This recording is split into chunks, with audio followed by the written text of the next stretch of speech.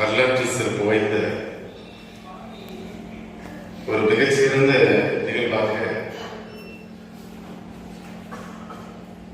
ஆரியர் சுப்பிரமணியன் பிடாரி அறக்கட்டளை மற்றும்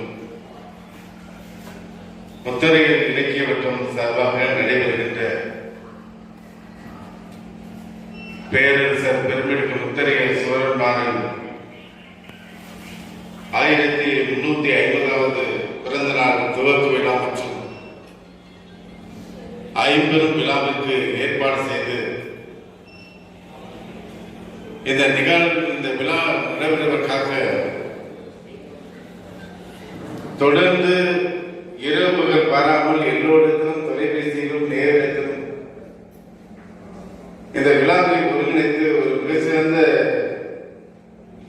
விழாவிற்கு வரவேற்பை ஆற்றி நாங்களும் பங்கு கொள்வதற்கான வாய்ப்பினை ஏற்படுத்தி தந்திருக்கின்ற நிர்வாக அரங்காவலர் ஆரியர் சுப்பிரமணியன் பிடாரி அறக்கட்டளை பேராசிரியர் சந்திரசேகரன் அவர்களே, இந்த விழாவில் கலந்து கொண்டு தமிழ்நாட்டில் திருச்சி மாவட்டத்தில் பெருமை சேர்க்கின்ற வகையில்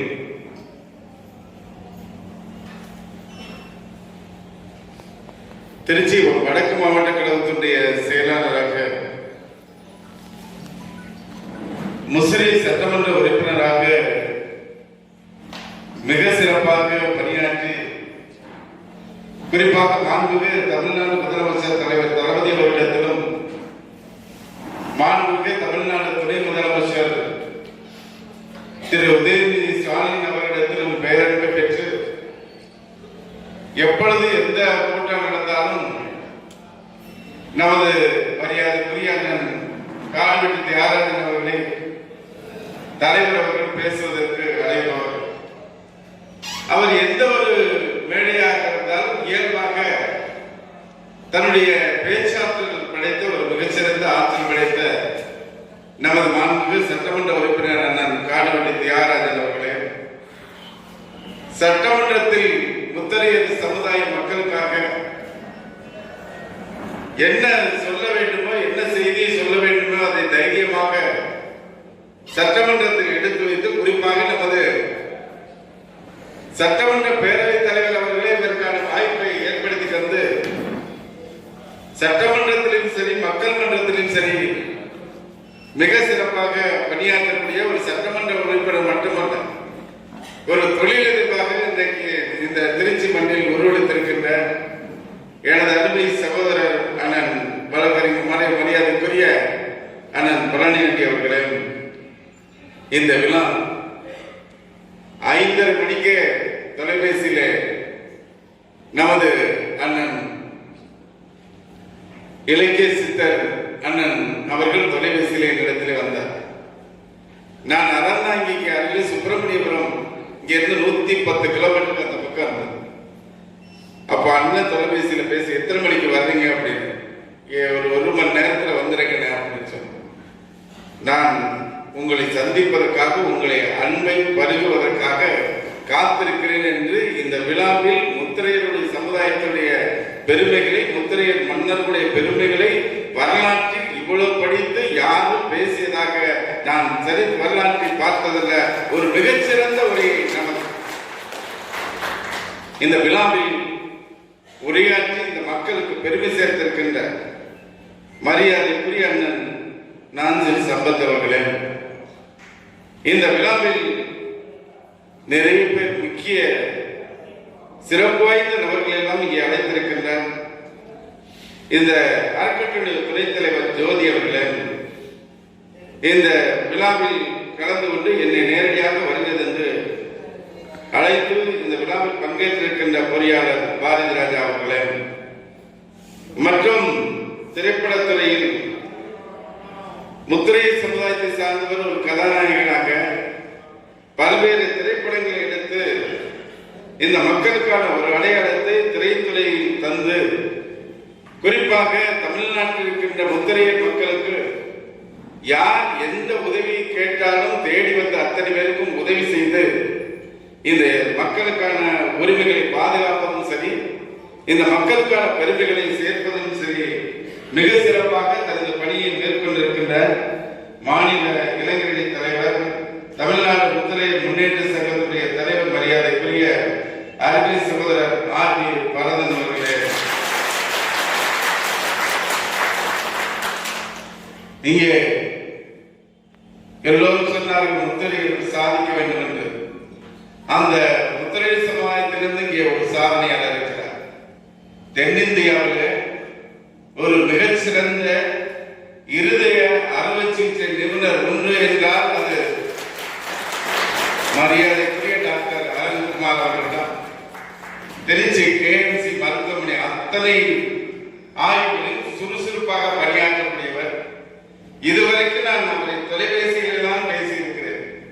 பேசுவதை கேட்டு விடுவார், 2 நிமிடங்களே ஆனால் செயல்படுத்தி காட்டுவார். அன்பு நண்பர் துரைராஜ் அவர் தான் என்னை இவரிடத்திலே அறிமுகப்படுத்தி இவரிடத்திலே பேசுங்கள், இவர் எல்லாத்தையும் உங்களுக்கு செய்து கொடுப்பார் என்று சொல்லி, கண்டிப்பாக உண்மையாலுமே இன்றைக்கு தென்னிந்தியாவிலே வியக்கத்தக்க ஒரு ஆற்றல் படைத்த ஒரு மிகச்சிறந்த மருத்துவரை இந்த சமுதாயத்திலிருந்து கிடைத்திருக்கிறார். இவர் நமக்கு ஒரு ரோல் மாடல் என்பதை தெரிவிக்கிறார்.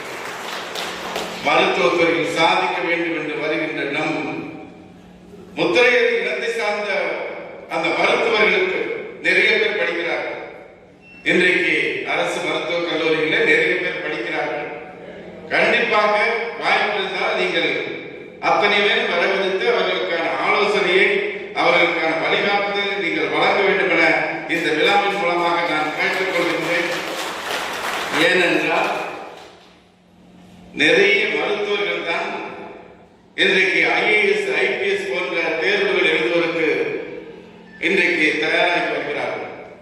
அப்படி வருகின்ற பொழுது இங்கே நமது அண்ணன் நாஞ்சில் சம்பத் அவர்கள் குறிப்பிட்டு சொன்னார், இந்திய ஆட்சி பணியில் யாரும் இல்லை என்ற ஆதங்கத்தை சொன்னார்.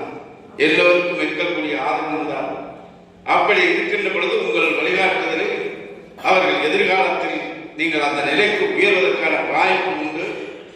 அதற்கான திட்டத்தினை இன்றைய தமிழ்நாடு முதலமைச்சர் தலைவர் தளபதி அவர்கள் இன்றைக்கு நான் முதல்வன் திட்டத்தின் மூலமாக ஒரு குறிப்பிட்ட காலத்துக்கு முன்பு தமிழ்நாட்டிலிருந்து நிறைய பேர் IAS, IPS, IRS, IFS போன்ற தேர்வுகளை எழுதி இந்த தமிழ்நாட்டை சார்ந்தவர்கள் நிறைய பேர் தேர்ச்சி விதம் அதிகம் இருந்தது. இடையில கொஞ்சம் அதற்கான எண்ணிக்கை குறைய தொடங்கியது.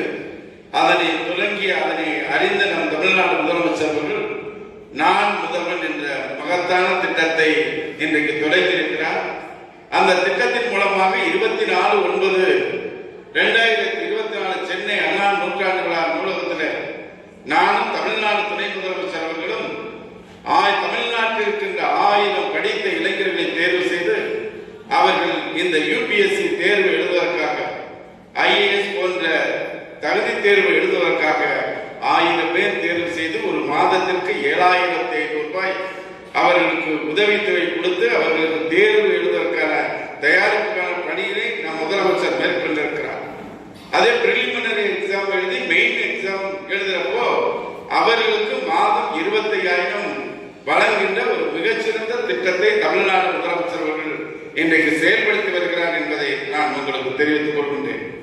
அதே மாதிரி இங்கே நமது டாக்டர் ஐயா பன்னீர்செல்வம் அவர் ஒரு பல்கலைக்கழகம், இந்த சமூகத்திற்கான தமிழ்நாட்டில் எந்தெந்த பகுதியில் எத்தனை சதவீதம் இருக்கிறார்கள், அவர்கள் என்னென்ன பெயர் இருக்கிறார்கள், அத்தனை என்னென்ன ஜீவோருக்கு அத்தனையும் நான் பிற்பட்டோர் நலத்துறை அமைச்சர் உடனே என் கையில் கொண்டு கொடுத்து 1 மணி நேரம் அவரை நான் என்னிடத்திலே அதற்கான கருத்துக்களை எடுத்து சொன்னார்.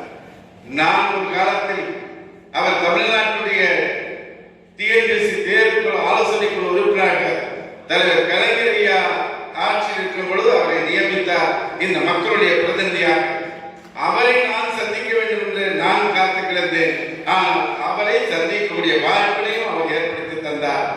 எல்லா செய்திகளையும் இன்றைக்கு அந்த துறையில் இருக்கின்ற அத்தனை திட்டங்களையும் என்னென்ன இருக்கிறது என்பதை அத்தனையும் என்னிடத்திலே கொடுத்திருக்கிறார். அதற்கான நடவடிக்கைகளும் எதிர்காலத்தில் மேற்கொள்ளப்படும். அப்படி ஆற்றல் வாய்ந்தவர் மரியாதைக்குரிய டாக்டர் பன்னீர்செல்வம் அவர்கள் அதே மாதிரி இங்கே கோவை பாரதியார் பல்கலைக்கழகத்துடைய முன்னாள் துணைவேந்தர் இங்கே முனைவர் ஐயா கணபதி அவர்கள் வந்திருக்கிறார். எவ்வளவு ஒரு துணைவேந்தராக இருந்தவர், எவ்வளவு எளிமையாக நமது பேராசிரியர் சந்திரசேகரன் அவர்கள் கேட்டுக்கொண்டதற்கு இந்த விழாவில் பங்கெடுத்திருக்கிறார் என்று அவரையும் நான் வருக வருக என வரவேற்கின்றேன்.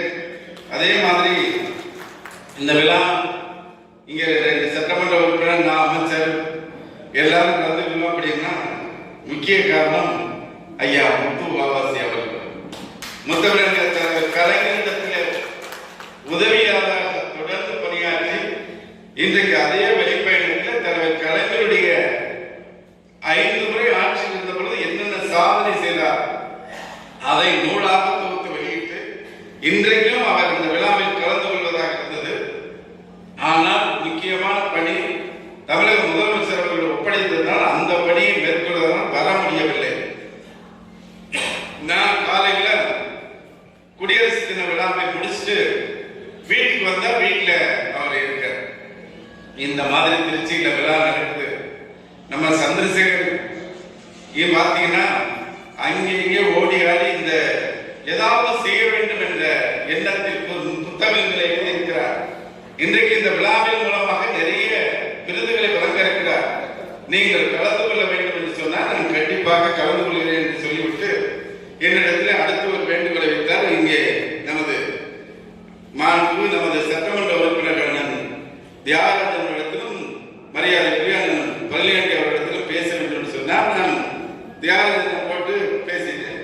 அடுத்து நம்ம எம்எல்ஏ பழனியாண்டி அவர்களுக்கும் தொலைபேசியில் பேசி இந்த விழாவில் கலந்து கொள்ள வேண்டும் என்று சொன்னார்கள். 2 பேரும் சொன்ன செய்தி, நீங்கள் எத்தனை மணிக்கு வருகிறேன் என்று சொல்லீர்கள்.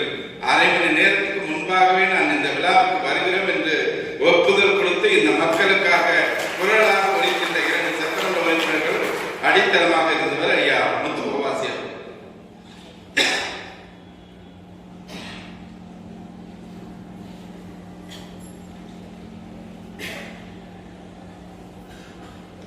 மரியாதைக்குரிய நமது மாறன் மணிகண்டன் அவர்கள், அதே மாதிரி சத்தியமூர்த்தி அவர்கள் மற்றும் இந்த விழா நிகழ்வில் பங்கெடுத்திருக்கின்ற நிறைய பேர் இந்த விழாவில் வந்திருக்கீங்க.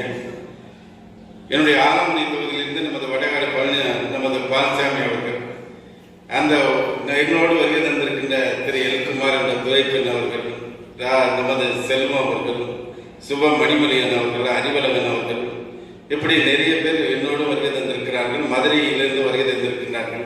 இங்கே நமது ராஜேந்திரன் அவர்கள் வந்திருக்கிறார்கள்.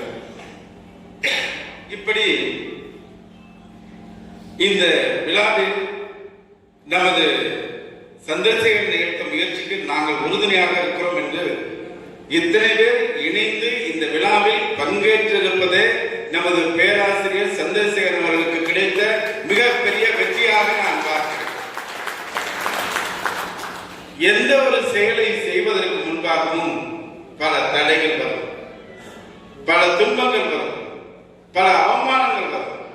இவற்றையெல்லாம் தாண்டி நாம் ஏதாவது சாதிக்க வேண்டும் என்று எண்ணமுள்ளவர்கள் இவற்றையெல்லாம் துச்சமாக கருதி நாம் எந்த இலக்கை அடைய வேண்டுமே அதற்கான பணியை நாம் தொடர்ந்து செய்வோம் என்பதற்கு எடுத்துக்காட்டு நமது பேராசிரியர் சந்திரசேகர்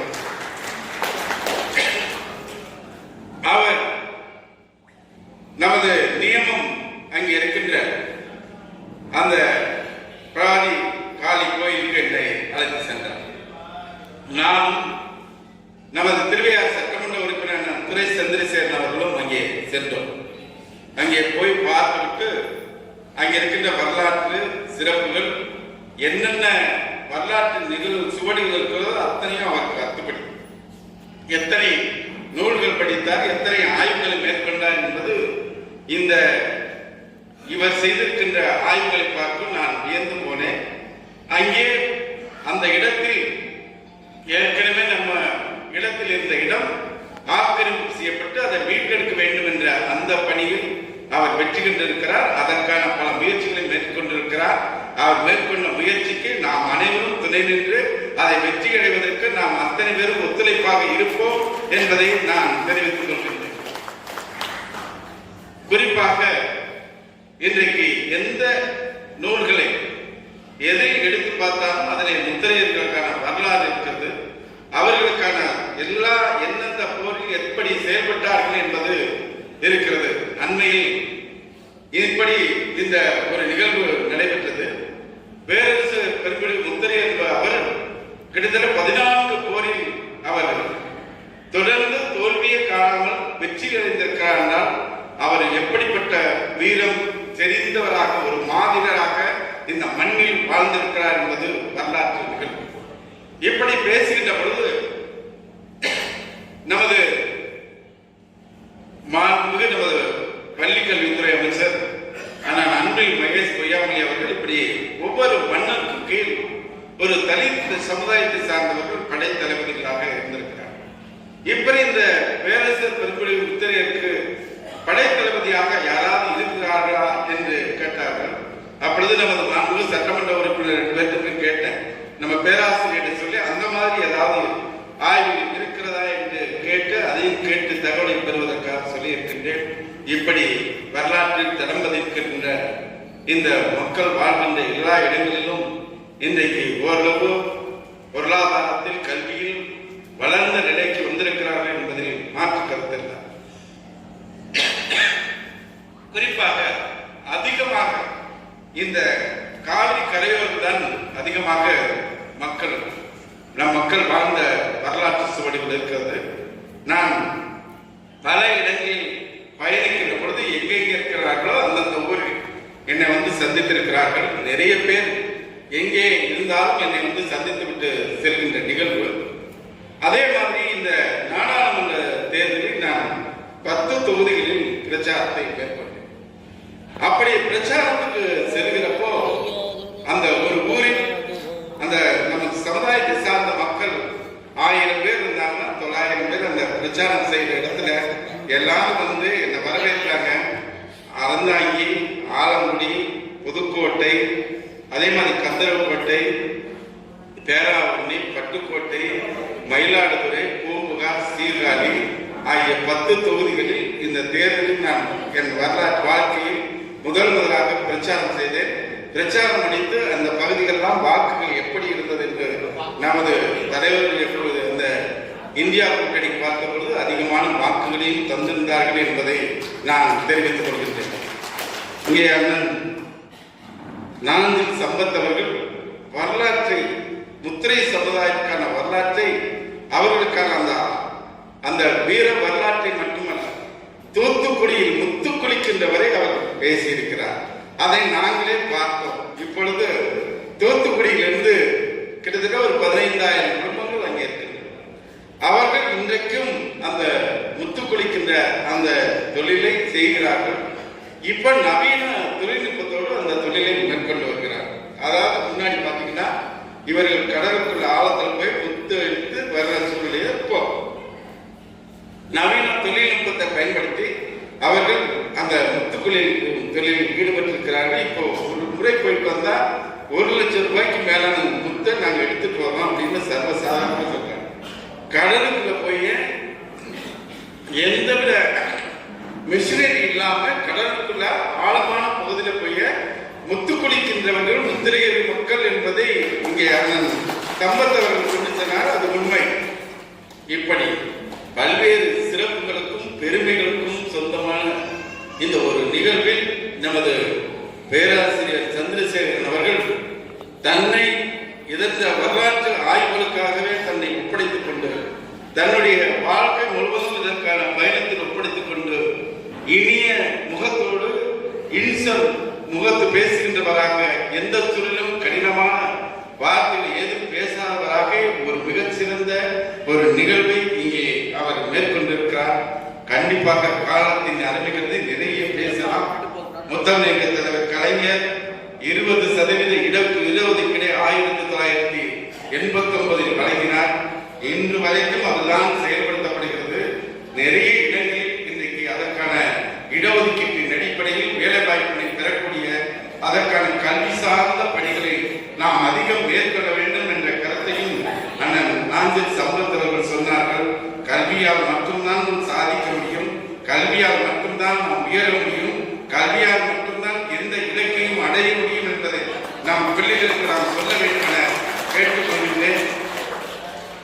மாண்புமிகு தமிழக முதலமைச்சர் அவர்கள் 44வது செஸ் ஒலிம்பியாட் போட்டிகள் நடத்துகின்ற பொழுது மாண்புமிகு இந்திய பிரதமர் அவர்களை நமது முதலமைச்சர் தான் நேரடியாக சென்று அழைப்பதாக இருந்தது. எதிர்பாராத சூழ்நிலை அவருக்கு உடல்நிலை பாதிக்கப்பட்ட பொழுது முதலமைச்சர் செல்ல வேண்டிய இடத்தில் மாண்புமிகு இந்திய பிரதமரை சென்று சந்தித்து வாருங்கள் என்ற தமிழ்நாடு முதலமைச்சர் அவர்கள் என்னை அனுப்பி வைத்தார். டெல்லியிலே நாடாளுமன்றத்தில் சென்று மாண்புமிகு இந்திய பிரதமரை அழைத்தேன். அழைத்ததற்கு பிறகு அந்த விழாவினுடைய தொடக்க விழா நடைபெற உரையாற்றுகின்ற பொழுது ஒன்றிய அரசாங்கத்தினுடைய அமைச்சருக்கு வழங்கப்பட வேண்டும் என்று ஒன்றிய அரசாங்கம் போராடியது. இந்த துறையிலே அமைச்சர் மெய்யநாதன் தான் வரவேற்பை ஆற்றுவார் என்ற அந்த உரிமையை பெற்றுக் கொடுத்தவர் தமிழ்நாடு முதலமைச்சர் தலைவர் தளபதி அவர்கள். நாம் அமைச்சராக பொறுப்பேற்ற பொழுது மாண்புமிகு இந்திய குடியரசு துணைத் தலைவர் திரு வெங்கையா நாயுடு அவர்களை வரவேற்றிருக்கிறேன். அதே மாதிரி அண்மையில் கடந்த மாதம் மாண்புமிகு இந்திய குடியரசுத் தலைவர் மேதகு திரௌபதி முர்மு அவர்களை 4 நாள் அவர் தமிழ்நாட்டுக்கு வந்தார். 4 நாள் அவரை வரவேற்று அனுப்புகின்றவரை தொடர்ந்து மாண்பு தமிழ்நாடு முதலமைச்சர் அவர்களை என்னை அனுப்பி வைத்தார். அதோடு மட்டுமல்ல, இந்த விழா நிகழ்வு அவருடைய பயணம் முடிந்து அந்த ராஜ்கோட்லேருந்து வெளியில போறப்போ என்னை அழைத்தார்கள், அதிகாரிகள் அழைத்தார்கள். போனேன். அவர்கள் மாண்புமிகு மேதகு குடியரசுத் தலைவர் அவர்கள் உங்களுக்கு நினைவு பரிசு தருவார்கள், அதை பெற்று செல்லுங்கள் என்று கேட்டார். மேதகு குடியரசுத் தலைவர் அவருடைய பெயரிலே ஒரு மிகப்பெரிய அந்த நினைவு பரிசை கரங்களில் ஒப்படைத்து சென்றார் என்பதை தெரிவித்துக் கொண்டு நிறைவாக கோவை விமான நிலையத்தில் அவரை வணக்கம் செய்து அனுப்பி வைத்த பொழுது நன்றியோடு சென்று வருகிறேன் என்று சொன்னார். இப்படி வாய்ப்புகளை வழங்கக்கூடியவர் தான் மாண்புமிகு தமிழ்நாடு முதலமைச்சர் தலைவர் தளபதி என்பதை தெரிவித்துக் கொண்டு இங்க இருக்கின்ற அண்ணன் தியாகராஜன் இருக்கட்டும், இங்க இருக்கின்ற அண்ணன் பழனியாண்டியா இருக்கட்டும், மெய்யநாதராக இருக்கட்டும், அனைவரையும் தட்டி கொடுத்து இந்த மக்களுக்கான பிரதிநிதிகள் உங்களுக்கான தேவைகளை நிறைவேற்றி தாருங்கள் என்று சொல்லியிருக்கிறார்கள்.